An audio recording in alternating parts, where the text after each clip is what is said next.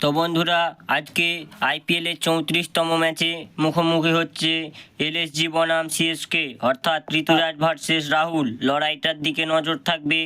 তা ফটাফটভাবে দেখে নেব আজকের এই সিএসকে দলের প্লেয়িং 11। ওপেনিংয়ে করবে সেই আমাদের দুর্ধর্ষ ব্যাটিং ঋতুরাজ গাইকোয়াড়ের সঙ্গে রচিন রবীন্দ্রা। 1 ডাউনে দেখতে পাবো আমরা আজিঙ্ক্য রাহানে, 2 ডাউনে মঈন আলী বা ড্যারেল মিচেল, 3 ডাউনে শিবম দুবে, যিনি আগের ম্যাচটিতে মারকাটারি ব্যাটিং করে এসেছে, এবং 4 ডাউনে দেখতে পাবো রবীন্দ্র জাদেজাকে, যিনি স্পিন বোলিংও করছেন, ব্যাটিংও করছেন।